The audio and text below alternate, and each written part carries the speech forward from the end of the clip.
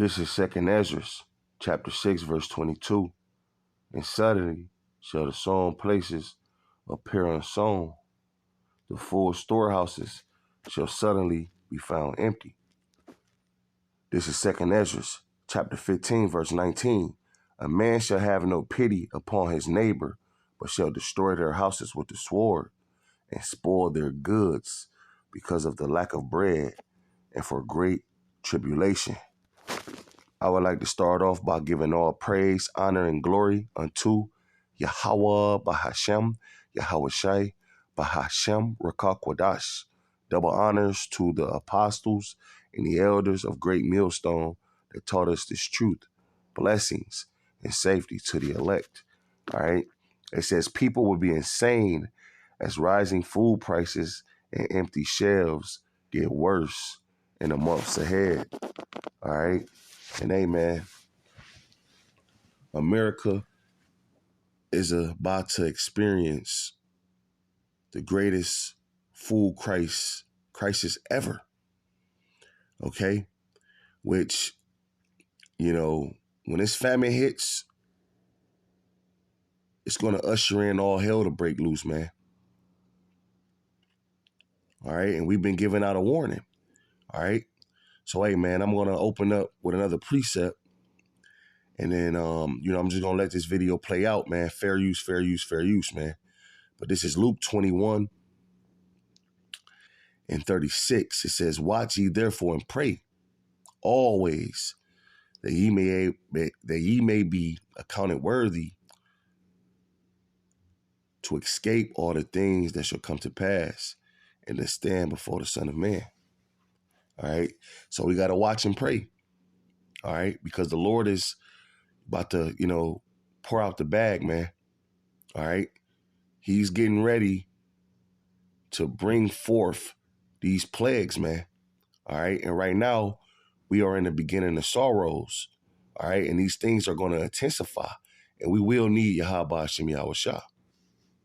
Americans are worried about paying for food at the store. Brown chuck prices, they just hit a record high, $6.12 a pound. We're talking about items like apples and ground beef. They've gone up 7 and 10% when compared to just 1 year ago. Today, we're talking about something that's hitting all of us very hard. Your grocery bill. If you've noticed your food costs going through the roof lately, you're not crazy. And here's the thing, it's about to get much worse. Let's talk real numbers here. Food prices jumped 0.3% just in June. That's 3% higher than last year. Doesn't sound like much? Think again. For families already struggling, that's real money we're talking about. But here's where it gets crazy. Meat and eggs, up 5.6%. Eggs alone shot up 27.3% in 1 year. 27%. That carton of eggs that cost you $2.50 last year, now it's over $3. A simple breakfast just became a luxury item. Recent surveys show something shocking. Almost 90% of Americans are worried about grocery prices. More than half say it's their biggest financial stress. Not rent, not healthcare, food. That tells you everything you need to know about where we are right now. Food prices are rising faster than everything else. General inflation is at 2.7%. Food inflation, 3%. Your grocery bill is climbing faster than your paycheck. That is the reality. And it's hitting everyone from college students to retirees on fixed incomes. The Bureau of Labor Statistics tracks every food category. Guess what? Every single one went up. Fruits and vegetables, dairy products, cereal and bakery items, processed foods. There's nowhere to hide from these increases. Here's what's really driving these prices up. Trade policy. For decades, we've had deals with Mexico and Canada. These agreements let food come in without extra taxes. That kept our stores stocked and prices reasonable. Mexico and Canada send us over $75 billion worth of food every year. That's not just a number. That's our food security. Fresh produce in winter, dairy products, grains, all of it, right? But now, current policies are messing with this system. The administration calls our trade deal with Mexico and Canada transitional. They want to renegotiate. That uncertainty alone is driving costs up. Take tomatoes from Mexico. New 17% tax hit in July. That's not just tomatoes. That's your salsa, your pasta sauce, your pizza. Everything goes up when one ingredient gets more expensive. Here's the key thing people don't understand. Tariffs are not paid by other countries. They're paid by American companies, who then pass those costs onto you. Every trade restriction becomes a hidden tax on families. Here's the hard truth. America doesn't have the farm capacity to replace these imports, not even close, and definitely not at the same prices. You can't just decide to grow more food overnight. It takes years to build new farms, massive investments, the right weather, the right soil. We're talking about basic geography here. California grows most of our domestic produce, but even they can't feed the entire country year-round. Right now in summer, American farms can handle most of our needs. But winter, we need imports from Mexico and Canada just to keep shelves stocked. It's not optional. Without these imports, we will have empty shelves, not just higher prices. Think about your local grocery store in January. Those strawberries, tomatoes, and peppers, they're coming from Mexico. The apples might be from storage, but fresh produce, that's import territory. Many American farmers are actually growing less right now. They're only using part of their land. Why? Because they can't predict what trade policies will look like next year. So they're playing it safe, conserving cash, growing less food. The irony, policies meant to help American farmers are making them produce less. When uncertainty is high, farmers reduce risk by reducing production. It's basic economics.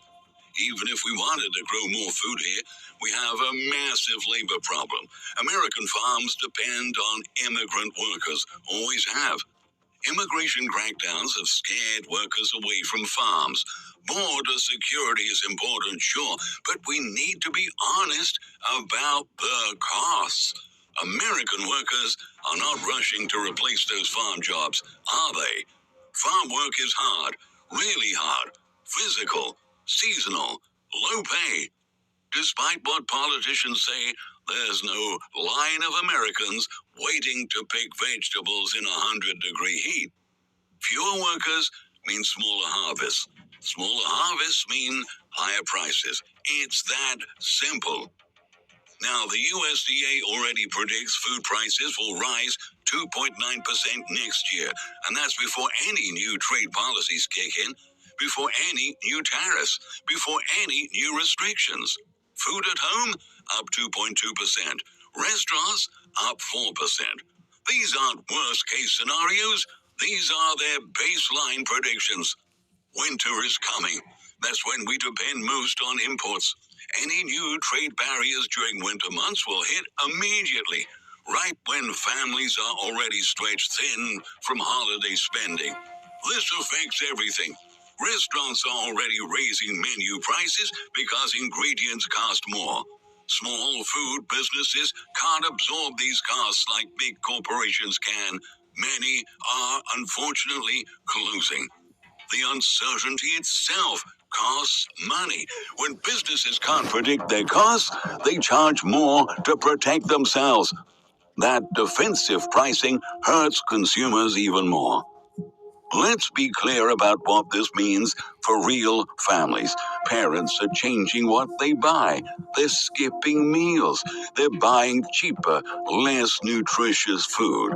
Kids are going to school hungry because families can't afford healthy options. This isn't just about money. It's about nutrition. It's about health. It's about dignity.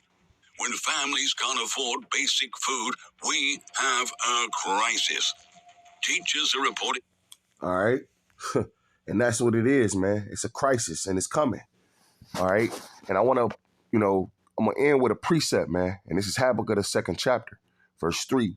It says, "For the vision is yet for an appointed time, but at the end it shall speak and not lie. Though it tarry, wait for it will surely come and it will not tarry," man. All right. And amen. We are in the end.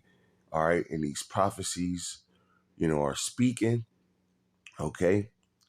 And hey, man, you're going to need Yahweh Shemi Awashah, man, to make it through what's coming. I would like to end giving all praise, honor, and glory to Yahweh Shemi Awashai, by Hashem Rakak Wadash. Till next time, Shalom.